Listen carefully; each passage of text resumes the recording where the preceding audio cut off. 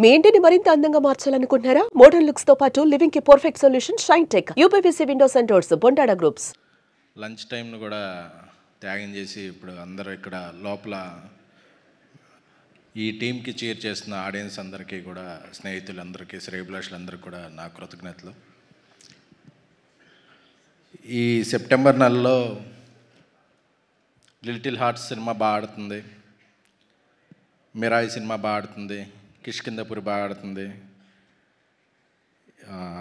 ఈ next week beauty వస్తుంది, next week తుఫాన్ ఓజీ వస్తుంది. సో తెలుగు సినిమాకి మళ్ళీ థియేటర్కి జనం రావట్లేదు అనుకుంటుంటే అనే అపోహనే పటాపంచలు చేస్తూ థియేటర్లు అన్నీ హౌస్ఫుల్ అవుతున్నాయి. దీనికి కారణం ప్రతి సినిమాకి రెండు కారణాలండి. ప్రతి సినిమాకి ఒక టార్గెట్ ఆడియన్స్ ఉన్నారు, కంటెంట్ ఉంది. రెండోది సాధారణ టికెట్ రేట్లు. మామూలు టికెట్ రేట్లు పెడితే అందరు ఆడియన్స్ వచ్చి సినిమాలు చూస్తాకి ఉత్సాహం చూపిస్తున్నారు. ఇది ఇండస్ట్రీ పెద్దలందరూ గమనించవలసిందిగా ప్రార్థన. ఏదో విపరీతమైన క్రేజ్ ఉన్న సినిమాలకి, పండగల్లో వచ్చే సినిమాలకి తప్ప మిగతా అన్ని సినిమాలకి సాధారణమైన రేట్లు ఉంటే ప్రేక్షక ఆదరణ మరింత బాగుంటుంది అనేది నా నమ్మకం. Thank you. ఇక సినిమాకి వస్తే, ఈ ఫంక్షన్కి నేను రావడానికి ముఖ్య కారణం ఈ సినిమా కథ అండి. జర్నలిస్ట్గానే కెరీర్ స్టార్ట్ చేసి కథకుడిగా మారిన సుబ్బు గారు, ఆయన మా అందరికీ ఒక గ్రూప్ ఉండేదండి. ఎప్పుడు ఆ గ్రూప్లో మంచి ఎంటర్టైన్మెంట్ బిట్స్ పెట్టేవాళ్ళు ఆయన.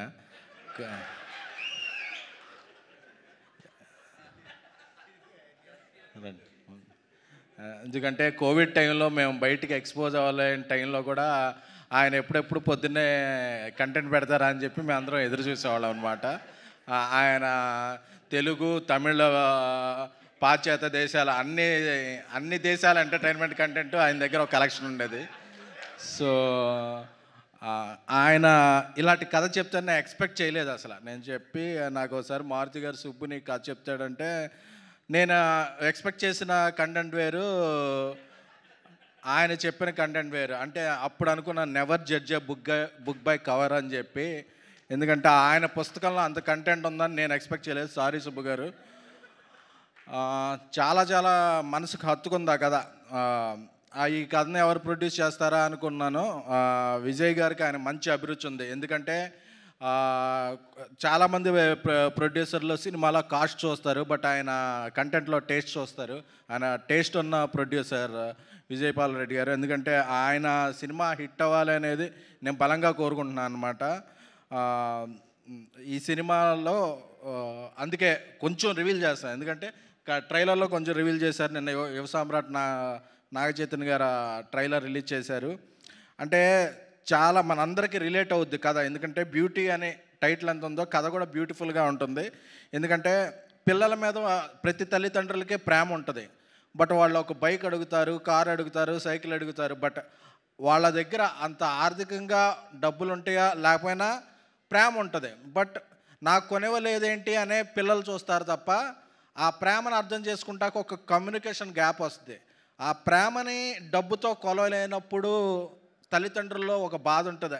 అరే వాళ్ళు అది అడుగుతున్నారు, నేను ఇవ్వలేకపోతున్నాను ఎలాగా అని లోపల మదనపడుతుంటారు. ఇలా చాలా మిడిల్ క్లాస్ ఇంట్లో, మా ఇంట్లో, మీ ఇంట్లో, అందరిళ్లలో ఒక జరిగే సన్నివేశాలు ఇవి చాలా బాగుంటాయి. నాకు చెప్తున్న సీన్లన్నీ కూడా చాలా రిలేటబుల్గా ఒక జీవితం చూస్తున్నట్టు అనిపించింది. సో వర్ధన్ ఆయన సిరీస్ల నుంచి సీరియస్ మేకర్ అయిపోయారు. సో ఆయన మేకింగ్ కూడా చాలా బాగుంది ఈ సినిమాలో. అలాగే ఈ సినిమాలో last time icon star Allu Arjun గారు వచ్చారు కదా, అంకిత్, మీ ఫంక్షన్ అప్పుడు చూశాను. ఆ సినిమా నచ్చింది నాకు, ఆయన పెర్ఫార్మెన్స్ అది. అలాగే ఒరిస్సా అంటే మన బార్డరే, అందుకే తెలుగు అమ్మాయి లెక్క నీలాకి అంటే నీల సముద్రం అంట. ఆ అమ్మాయి అక్కడ ఒరిస్సాలో ఒక మంచి ఇన్ఫ్లుయెన్సర్, అక్కడ స్టేట్ గవర్నమెంట్ నుంచి కూడా ఒక అవార్డు పొందిన వ్యక్తి ఆ అమ్మాయి. సో ఈ అమ్మాయికి ఒక మంచి బ్రేక్ అవ్వాలి తెలుగు సినిమాలో అని కోరుకుంటున్నాను. అలాగే విజయ్ బుల్గాన్ అన్నాడు నాకు లైఫ్ ఇచ్చారు అని. నేను విజయ్ బుల్గాన్కి లైఫ్ ఇవ్వలేదండి. విజయ్ బుల్గాన్ యొక్క పాటలు బేబీ సినిమాకి ఒక స్ట్రేచర్ని ఇచ్చాయి.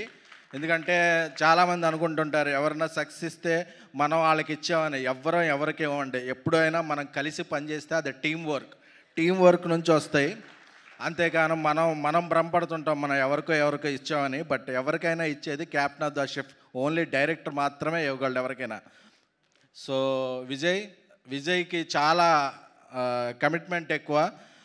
ఎందుకంటే ఒక సినిమా హిట్ అవగానే చెన్నైకో బాంబేకో అలా మ్యూజిక్ స్టూడియోలు మార్చేస్తుంటారు. బట్ తన ఎన్ని పాటలు హిట్ అయినా, బేబీ హిట్ అయింది, తర్వాత కోర్టు హిట్ అయింది, ఇందులో కన్నమ్మ సాంగ్ వైరల్ అయింది, తర్వాత అతను చాలా సినిమాలు చేస్తున్నాడు. బట్ ఆంధ్రప్రదేశ్లోనే కాకినాడలోనే ఆయన ఉంటాడు. అంటే ఎంత ఎదిగినా కన్న తల్లిని, ఉన్న ఊరిని, స్వస్థలాల్ని అంటి పెట్టుకుని ఇక్కడ ఉన్నప్పుడే నాకు ఈ సక్సెస్ వచ్చింది, నాకు సక్సెస్ వచ్చినా ఇక్కడే ఉంటాను అనే ఒక రేర్ పర్సనాలిటీ అండి విజయ్ది. విజయ్ నువ్వు అక్కడ ఉంటున్నావు, మాకు సాంగ్స్ ఇవ్వాలంటే ఇబ్బంది అయిపోతుందన్నా సరే అతను ఒక నవ్వుతుంటాడు. నవ్వు చూస్తే ఇక మనం ఏం అనలేం. So he is like my brother. We are working together again and again. Vijay, నీ కోసం, నీ మంచి మనసు కోసం కూడా ఈ పాటలు బాగా వెళ్ళాలి, ఈ సినిమా పెద్ద హిట్ అవ్వాలి.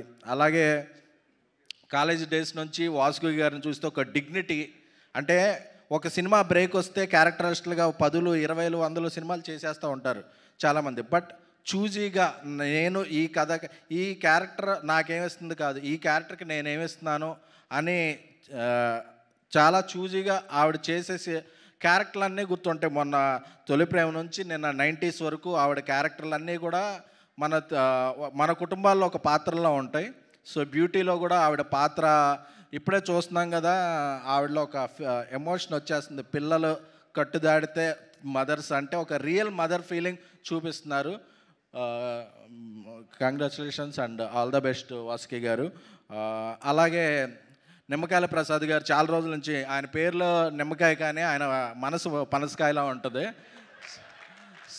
సో ఎందుకంటే చాలా నేషనల్ అండ్ ఇంటర్నేషనల్ ఓటీటీ సంస్థలో చేయలేని పని ఏంటంటే అక్కడ లోకల్లో తెలుగులో ఉండి ప్రొడక్షన్ చేయటం. బట్ ఆయన దగ్గర నుంచి ఆయన ఉన్నప్పుడు ఎన్నో మంచి సినిమాలు వచ్చినాయి.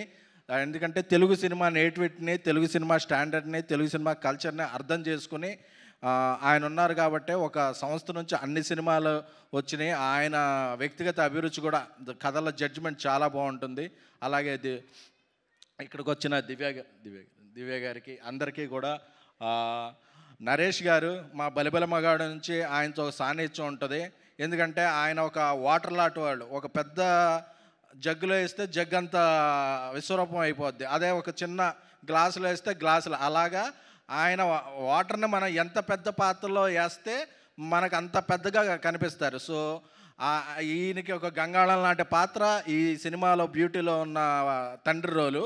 సో ఈయన రూపం అంత కనిపిస్తుంది ఆయన క్యారెక్టర్. ఎందుకంటే ఆయన క్యారెక్టర్లో ఆయన వ్యవహరించిన తీరు ఈ సినిమాకి చాలా హెల్ప్ అవడంతో పాటు ఆయన ఫిల్మోగ్రఫీలో ఒక మంచి సినిమాగా ఇది నిలబడుద్ది.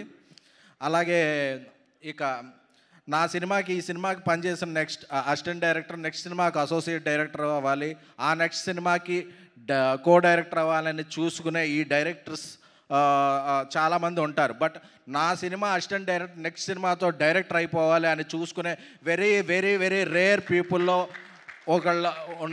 నాకు తెలిసిన ఒకళ్ళు మారుతి గారు, ఇంకొకళ్ళు సుకుమార్ గారు. ఎందుకంటే నా సినిమాకి క్లాప్ కొట్టే క్లాప్ బోర్డు బాయ్ కూడా నెక్స్ట్ సినిమా ఆడియన్స్ చేత క్లాప్స్ కొట్టించుకున్న ఒక డైరెక్టర్ అవ్వాలి, అతనికి నేను డబ్బులు పెడతాను, నేను కథిస్తాను, నేను దాన్ని సూపర్వైజ్ చేస్తాను అని ఆయన ఎన్నో సినిమాలు ఆయన టైంని, మనీని, ఎఫర్ట్స్ని కూడా పణంగా పెట్టి ఒకటి కాదు, ఇద్దరు కాదు, 10 మందికి పైగా, అంటే అందులో టాలెంట్ ఉన్నవాళ్ళు ఒక రేంజ్కి వెళ్తారు, మిడ్ రేంజ్ ఉన్నవాళ్ళు బట్ అవకాశం అనేది ఇవ్వటం అనేది ఆయన ఎవ్వరూ కూడా ఆయన అడగక్కర్లేదు. ఆయన దగ్గరికి డైరెక్షన్ డిపార్ట్మెంట్ జాయిన్ అవుతున్నానంటేనే అతను 2-3 కథలతో ఈయన నన్ను డైరెక్షన్ చేస్తాడు అనే ఒక నమ్మకంతో చేస్తారు. ఎందుకంటే ఇది చాలా చాలా రేర్. ఎందుకంటే నేను అడిగాను ఒకసారి, డార్లింగ్ ఇప్పుడు ఇందులో కొన్నిసార్లు నీకు డబ్బులు పోతున్నాయి, ఒకసారి నీకు ఎఫర్ట్స్ పెట్టాలి, నీ టైం అదే టైంలో నువ్వు ఇంకో సినిమా చేసుకోవచ్చు ఇది అన్న. అంటే అన్నాడు, నాకు ఈ రోజుల్లో నేను స్క్రిప్ట్ పట్టుకుని తిరిగినప్పుడు నాకు అవకాశం ఇవ్వడానికి చాలా చాలా రోజులు పట్టింది అందరూ. సో నేను ఈ రోజుల్లోకి నాకు ఇలా ఎవరన్నా దొరికింటే, ముందే ఎవరన్నా దొరికింటే ఒక 5 ఏళ్ళ ముందే డైరెక్టర్ అయ్యేవాడిని.